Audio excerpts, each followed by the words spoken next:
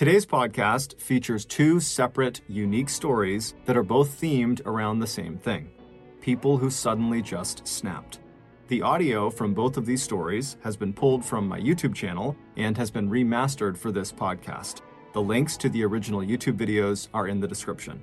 The first story you'll hear is called The Horrifying True Story of Katy Perry's Ex-Boyfriend. Her ex was a famous actor, and what he did will forever change the way you view the shows and movies he was in. The second story you'll hear is called This Demon Still Lives Among Us, and it is about one of the most notorious crimes in English history. These stories are both exceptionally graphic. As such, listener discretion is advised. But before we get into today's stories, if you're a fan of the strange, dark, and mysterious delivered in story format, then you've come to the right podcast, because that's all we do. And we upload twice a week, once on Monday and once on Thursday. So if that's of interest to you, please go to the 5-star review button's place of work 1 minute before closing time, and then proceed to browse around for about 30 minutes and then leave without buying anything. Also, please subscribe to the MrBallen podcast wherever you listen to podcasts so you don't miss any of our weekly uploads.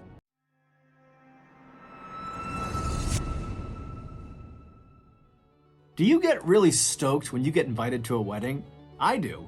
But thinking about where I have to travel to and who's going to be at the wedding and how I'm going to harass the 5-star review button while I'm gone can all get a little overwhelming sometimes. But when it comes to my getup for the big day, I never have to worry because I only ever wear flannels and backwards hats. No, it's actually because I always rock my slick Indochino 3-piece navy blue suit. It is sick. In other words, when I have my custom-fitted suit from Indochino on, I always feel ready to put saltwater crocodiles in the 5-star review button's bathtub. Meaning, I feel my best, and you can too with Indochino. At Indochino.com, you can choose every detail on a suit, shirt, dinner jacket, and more. All at affordable prices that would shock you for fully custom pieces that have been personalized to your style and tastes. Plus, it's super easy to buy online or in person. So, if you've got a big day coming up, getting the perfect look is no big deal with Indochino. Get $50 off any purchases of $399 or more by using promo code MrBallen at Indochino.com. That's $50 off a purchase of $399 or more at Indochino.com, promo code MrBallen.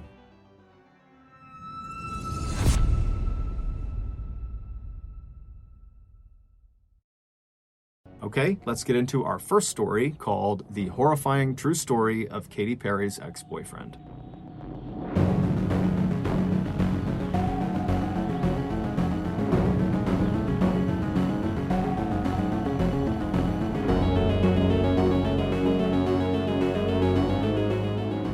Before we get started, I just want to give a special shout out to Billy Jensen, who is a fantastic true crime investigative journalist who wrote the article for LA Magazine called The Secret Life of Johnny Lewis. That article was used extensively in the making of this podcast. So thank you, Billy.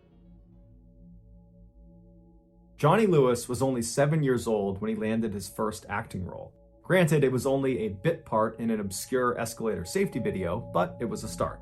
From there, Johnny appeared in dozens of commercials, including with Pizza Hut, before someone recognized this kid has real talent, and he earned appearances on the hit TV shows Seventh Heaven, Malcolm in the Middle, and Drake and Josh, which were really big in the late 90s and early 2000s. In 2001, when Johnny was 18 years old, he had made enough money from acting that he was able to leave his parents' home in North Los Angeles and move into a new home right in Hollywood with a bunch of other up-and-coming actors and actresses. By 2006, when Johnny was 23 years old, he was riding high. He had landed several more big TV roles, like a recurring role in the show The OC, which was very popular in the 2000s. And in 2006, he was dating the mega pop star Katy Perry. And although their romance was relatively short, apparently it was very intense because Katy would go on to write 2 songs that were apparently about Johnny. But Johnny's real rise to stardom occurred 2 years later in 2008 when he was cast as the character Half-Sack on the critically acclaimed motorcycle drama Sons of Anarchy. While the show made him famous and fabulously wealthy, Johnny was growing concerned with the direction the show was taking. He felt like it was becoming too violent. Johnny liked reading poetry and studying philosophy and staying up late drinking tea and playing chess. He did not like acting out scenes of gratuitous violence. It just wasn't who he was. So after being on the show for 2 seasons very successfully, he was a very popular character. He went to the writers and said, "You gotta write me out of the script. I can't do this anymore." The writers were totally caught off guard and begged him to stay, but he had made up his mind, and so in 2009, his character was killed off. After leaving Sons of Anarchy, Johnny decided that he wasn't going to pursue any serious acting roles for the time being. Instead, he wanted to focus his time on writing his first novel, which was about this musical genius trying to make his way in the world. And so he started asking around to see if anybody he knew of a quiet place he could live and write out of. And his photographer said, "I think I know the place." It was called the Writer's Villa, and it was this beautiful house with 6 bedrooms for rent right outside of Hollywood. Over the years, it had become a sort of safe haven for up-and-coming actors and actresses still looking to land their big break. The reason it developed this reputation was because of the owner, Kathy Davis. She was this wonderful woman who really understood how difficult trying to break into Hollywood was for all these people that stayed at her house. And so she would look after them and make them food and offer them rides. And she would stay up late and listen to their frustrations and be a shoulder to cry on if they didn't get the part they wanted. Many of her tenants, who went on to be big Hollywood stars, would later attribute their success, at least in part, to the time they spent with Kathy at the villa, which they remembered as being therapeutic and soothing. Even though Johnny had already had his big break in The Sons of Anarchy, he loved the idea of living in such a peaceful place that seemed to cater to eccentric artists like himself. So in April of 2009, Johnny called Kathy and requested a room, and she said, "Absolutely, you can stay on the 2nd floor in the Red Suite." After moving in, Johnny would tell his friends that the writer's villa was just as amazing as he thought it was going to be. And Kathy specifically was just as wonderful as everyone said she was. He actually struck up a friendship with her almost immediately. Everything seemed to be going really well for Johnny in his life until a few months later, he found out his girlfriend, Diane, was pregnant. Although this totally screwed up his plans for his novel, Johnny was really excited about being a father, and so he decided to move out of the villa and in with Diane, who lived nearby, to help take care of their child.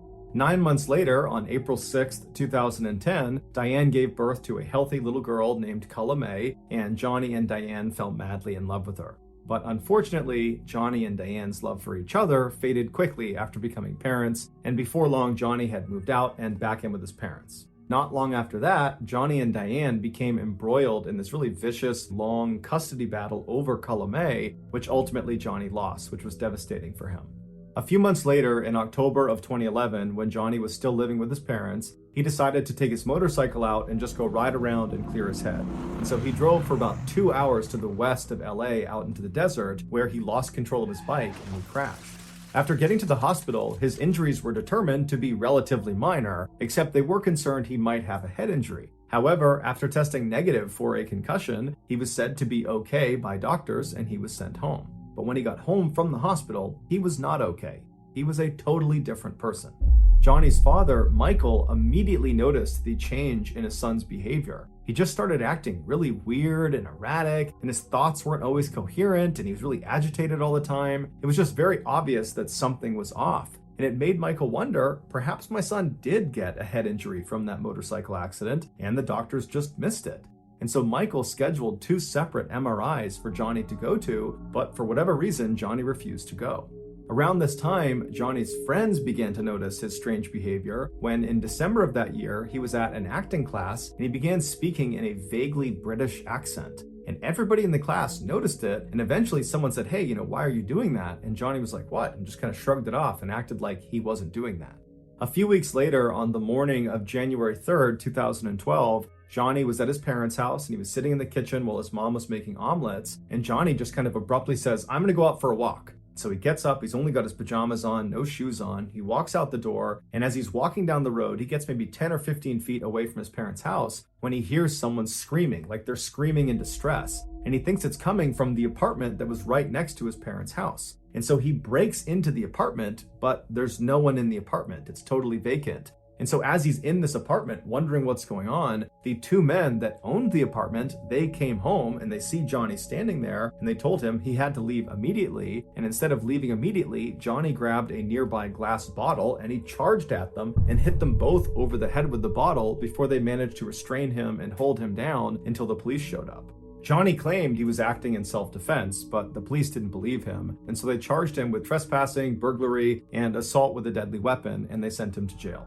When Johnny's father was finally able to come to the jail and bail his son out, it had been 8 days, and in those 8 days, Johnny had been moved from general population to a psych ward because he was banging his head against the inside of his cell, and at one point he had tried to jump off of a balcony, and he was just generally acting unhinged. And so when he was discharged, on his paperwork, a doctor at the jail had commented that he thought Johnny at one point must have had some sort of head injury that had made him act this way, and he was definitely suicidal.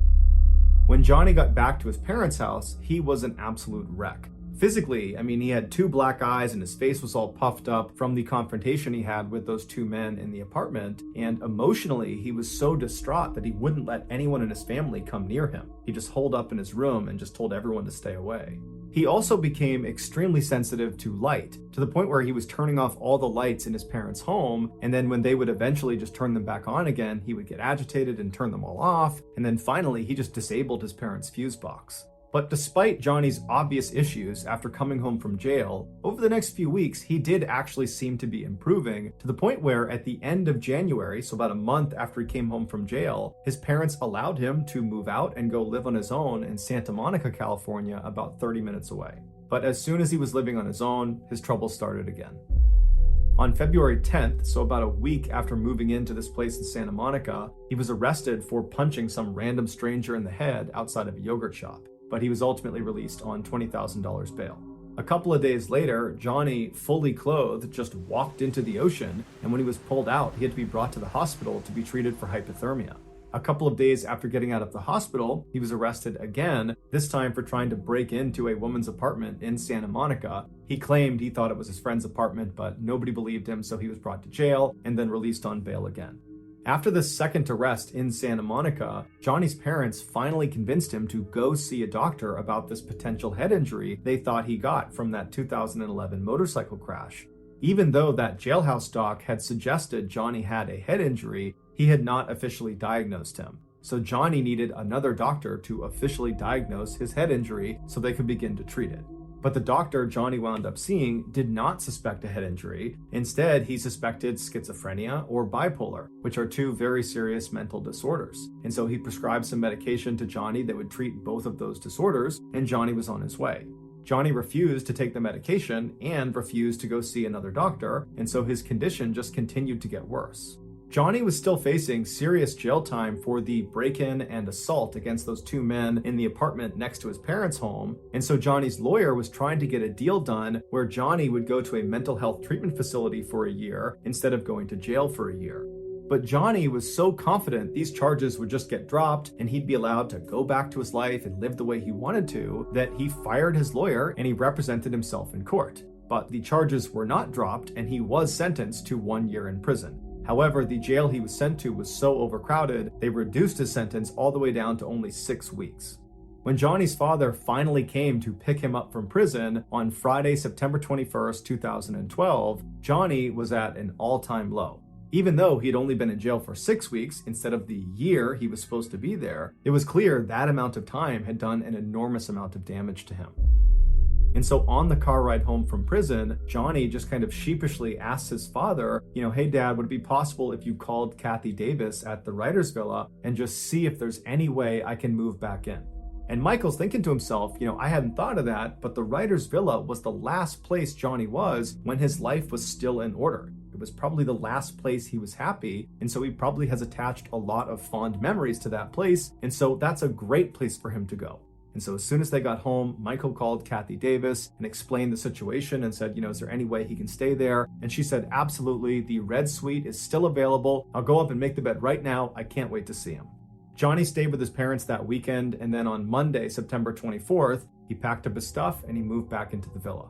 2 days later, a 70-year-old man named Dan Blackburn, who was actually neighbors to the writer's villa property, he was looking out his front window at this man who was standing out in the road. He only had on jeans and red shoes, he had no shirt on, and he was very sweaty, and he was just kind of frantically pacing around the road, and he had never seen this guy before, and so he's just kind of poking out behind his curtain watching him to see what he's going to do next. And after about 15 minutes of this kind of strange pacing in the road, this guy turns and walks directly towards Dan's property, goes right up to the front step and starts knocking on the door. Dan was definitely a little bit concerned, but he shut the curtain, he walked over to the door, and he looks out the people, and there's this guy standing there with bright blue eyes that are all wide, and he's looking at the people as if he can see through and see Dan, but he can't. And so Dan reaches down and he opens the door just a little bit and he looks out, and the guy outside looks at him and goes, "Hi, I'm John, I'm your new neighbor." It would turn out John was Johnny Lewis. And so Dan opened the door a little bit farther and he looks at him and he goes, "Hi, John, nice to meet you."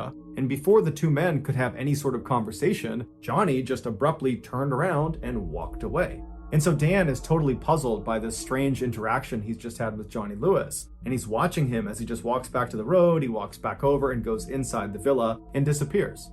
And so Dan kind of shrugs it off, he shuts his door, locks it, and goes back to his morning routine. About 30 minutes later, Dan is doing his own thing in his house when he hears his wife outside screaming for him to come outside. And so Dan runs out the front door, he goes into his driveway, which is between his property and the writer's villa, and he sees his wife is standing on the driveway, horrified, pointing up towards the back of their house. And he looks down, and back near their back deck, Johnny Lewis, is standing on top of the guy that Dan and his wife had hired that day to paint their back deck. Johnny is just raining blows down on this guy. He's got a piece of wood too that he's hitting him with, and the worker is sitting there trying to shield himself. There's blood all over him, and Dan instinctively just runs over to Johnny. Johnny's not seen Dan at this point. Dan gets right up to him and he grabs him by the shoulder and he tries pulling Johnny off. He's screaming at Johnny to stop, but Johnny just seems totally unfazed. He's just destroying this worker. And so finally, after Dan yanks on Johnny hard enough, Johnny jumps up, turns around, and levels Dan square in the face. Dan falls to the ground, and when he looks up, Johnny is just standing over him, looking at him with no expression on his face. It's like he didn't know what he was going to do with Dan next, so he just stood there and stared at him.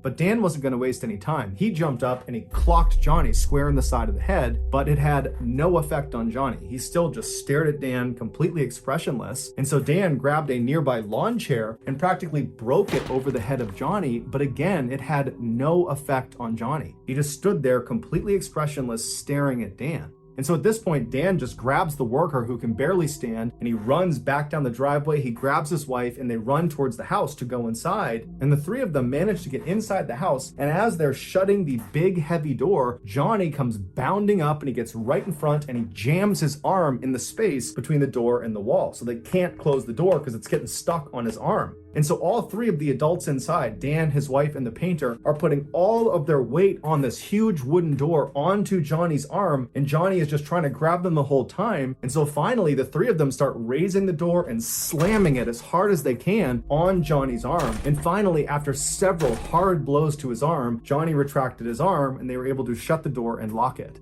And so at this point, Dan's wife and the painter ran around the house, closing every window, locking every door. Meanwhile, Dan went to the side window that looked out towards the writer's villa property, and he got his phone out and he called 911 as he's looking out the door looking for Johnny. And so after he tells 911 what's going on and he hangs up, Johnny suddenly just appears running down his driveway as if he's running back towards the back deck. But he stops almost right in front of Dan's window. He turns and he starts running towards the villa property. He jumps over a fence that's at least waist height, just jumps clear over it. And then he gets to this huge wooden fence that surrounded the entire villa property that was at least, 8, 9, 10 feet. And he very easily just jumps, grabs the top, and catapults himself right over the top and then disappeared inside of the villa. Within minutes, the police showed up and they went inside the villa and they could not believe what they found. Based on the evidence, this is what investigators believe happened.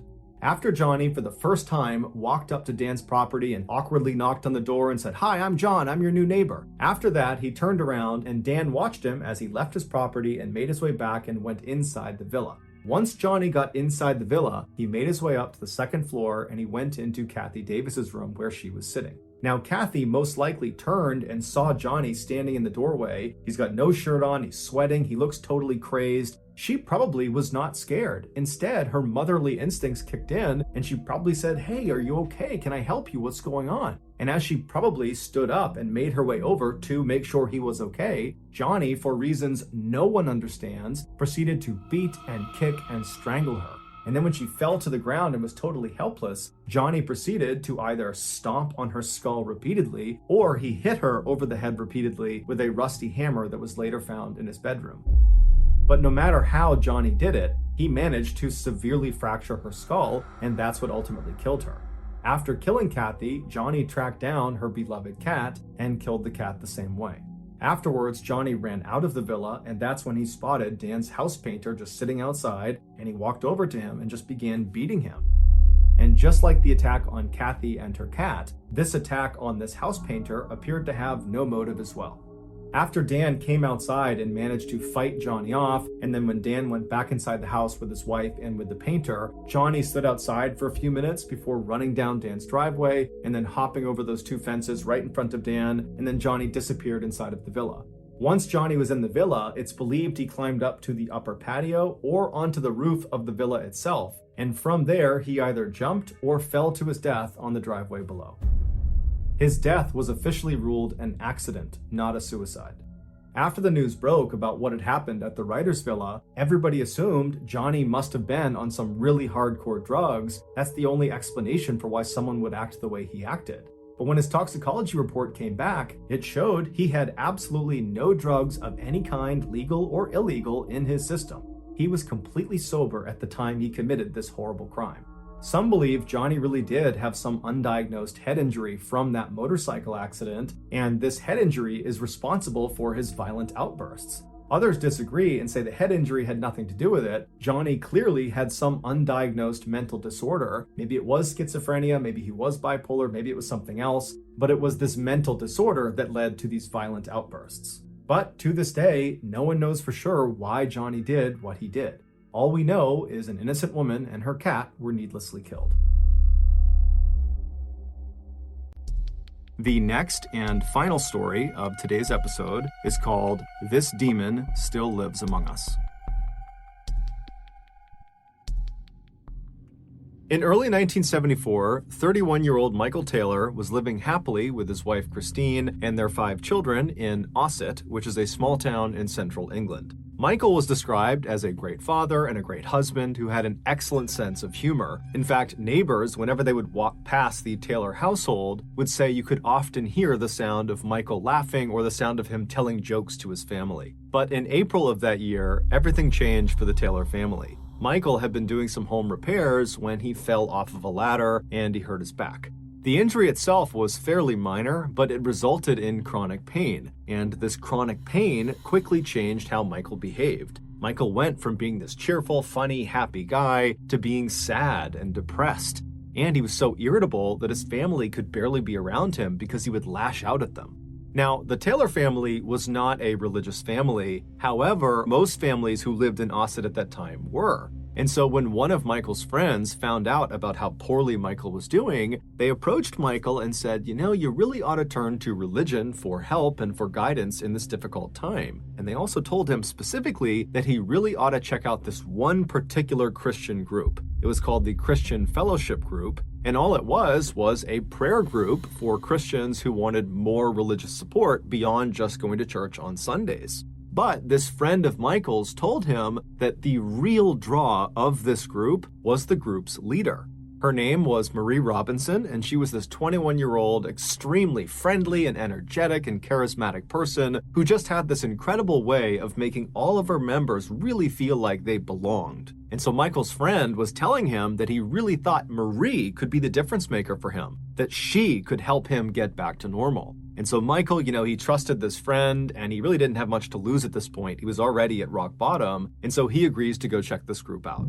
So on September 12th of that year, Michael makes his way to the church where this fellowship group is held. He goes inside and he makes his way to one of the back rooms in the church. And when he goes inside, he sees there's a ring of people sitting in a circle, about 20 people. And as soon as they see Michael coming in the room, they all stand up and they open their arms up and they say, "Come on, come sit down with us. Welcome to the group." And then the woman who had to be Marie, she stands up and she looks at Michael, huge smile on her face, and she encourages him to come over and sit right next to me. "Welcome, we'd love to have you join our group." And so Michael, for the first time in ages, is smiling as he strides across the room and sits down right next to Marie. And then as Marie began to lead the group in prayer, Michael did not feel his chronic pain. He just felt happy again. But when the meeting was over and Michael went back home again, the pain and depression came flooding back. It was like the only place he could be happy was inside of the church at this fellowship group.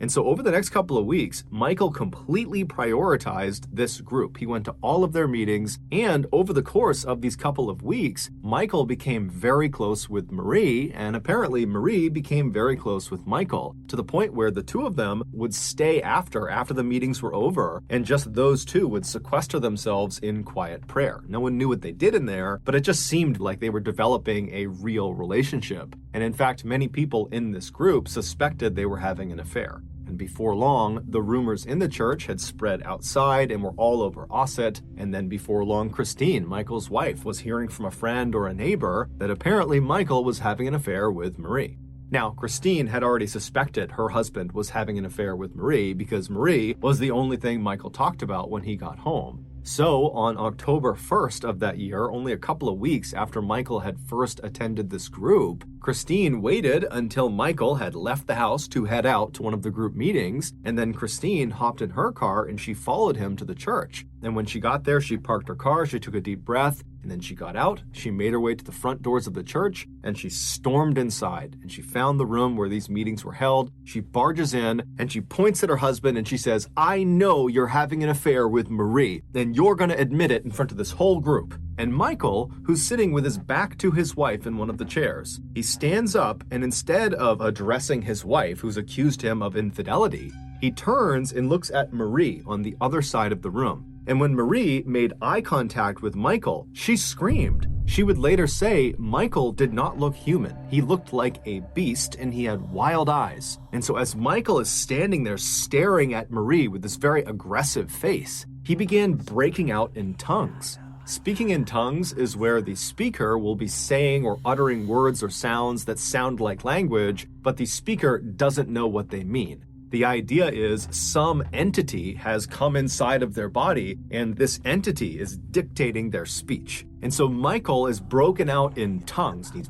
barking these words and sounds at Marie, and everyone inside of the room has no idea what to make of this. Everything has happened so suddenly, and it's so surprising. You have the wife suddenly coming in and aggressively accusing her husband of cheating, and Michael is not responding to it, and he's acting totally crazy. And then, before anyone can do anything, Michael goes from just barking in strange languages at Marie to suddenly rushing across the room as if he's going to attack her. And when he does that, the rest of the members jump on top of him and hold him down. And despite there being like 10 or 15 people holding him down, Michael is still trying to get up, and he's screaming and snarling and yelling at Marie. And then Marie suddenly breaks out into tongues too. And it's only then that Michael stops trying to force himself up out of this pig pile that's on top of him. And instead, he just continues to speak in tongues to her. And so the two of them are looking at each other, speaking in tongues, and the rest of the group is just totally dumbfounded. And so they just begin praying. And then after about an hour, Michael just collapses. It's like he went unconscious. And at that point, everybody in the room just goes silent and they look at Michael. And then Michael kind of opens his eyes and it's almost like he's waking up, and he begins looking around frantically, trying to figure out what had just happened. Michael would claim he had no memory of what had just happened to him. And so at this point, Marie would tell him and Christine that she believed Michael was possessed by a demonic force, and the only thing they could do at this point would be to perform an exorcism.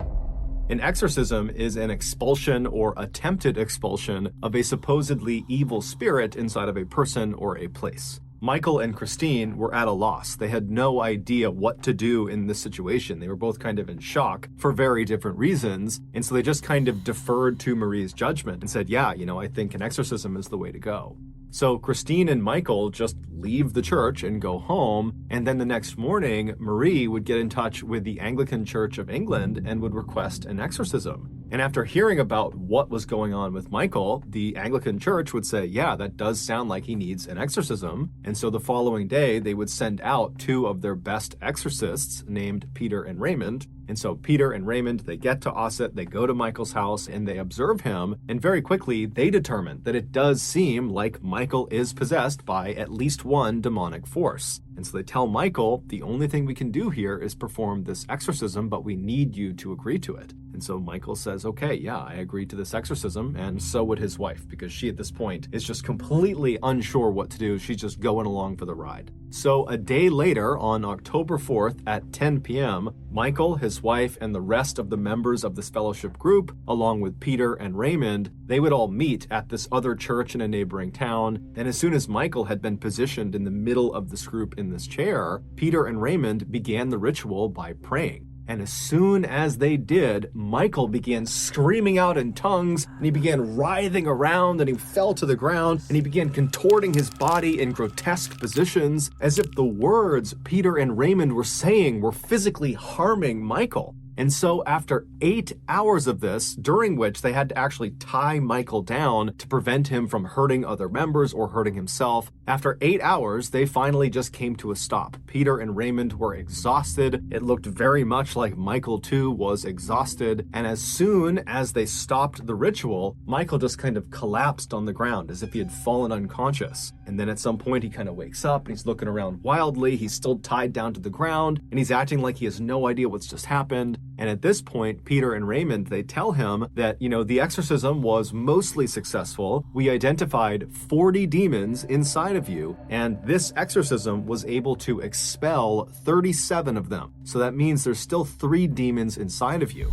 Now, we can't do it right now. We're too tired. You're too exhausted. So go home, get some rest, and tomorrow we will finish this exorcism. We will get rid of those 3 demons, and you will be just fine. And so Michael and Christine, they get their things and they leave the church and they head home. A few hours later, around noon, a woman who lived near where Michael Taylor and his family lived thought she heard something strange outside of her house. It sounded like someone yelling. And so she went to the front of the house and she pulled the curtain aside on one of her windows. And outside, walking down the street completely naked, covered in blood, was Michael Taylor. And he was saying something about Satan. And so this woman, she calls the police. The police show up and they find Michael. He had curled up on the sidewalk outside of this woman's house. And he was giggling like a child in the fetal position.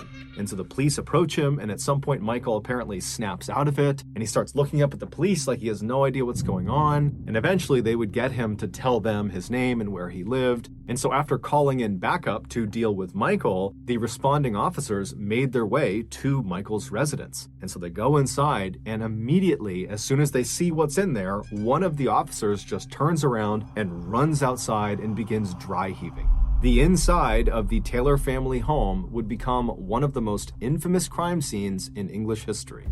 A few hours earlier, when Michael and his wife had come home from the exorcism, they had gone inside, and then Michael had fallen into one of his trances and began beating his wife. And then at some point, she fell to the ground and either was dead or was in the process of dying, at which point Michael jumped on top of her, and using only his hands, he ripped her face off and flung it across the room. And then as she's laying there bleeding to death, he began rubbing her blood all over his body. And then after she had finally died, he tracked down the family dog and killed the dog as well. Fortunately, their 5 children were not home at the time of this attack, and so they were unharmed.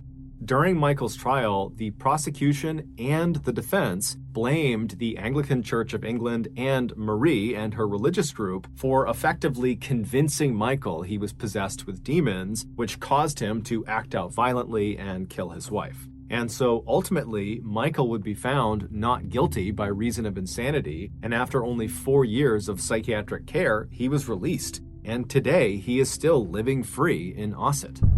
But despite the legal outcomes of this case, there are many people, both religious and not religious, who believe the Michael Taylor case is one of the only true demonic possession cases in modern history.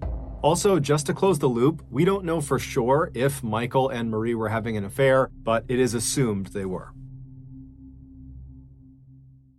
Thank you for listening to the MrBallen podcast. If you got something out of this episode and you haven't done this already, please go to the 5-star review button's place of work 1 minute before closing time, and then proceed to browse around for about 30 minutes and then leave without buying anything. Also, please subscribe to the MrBallen podcast on Spotify, Apple Podcasts, Amazon, Google, and anywhere else you get your podcasts. This podcast airs every Monday and Thursday morning, but in the meantime, you can always watch one of the hundreds of stories I have posted on my YouTube channel, which is just called MrBallen.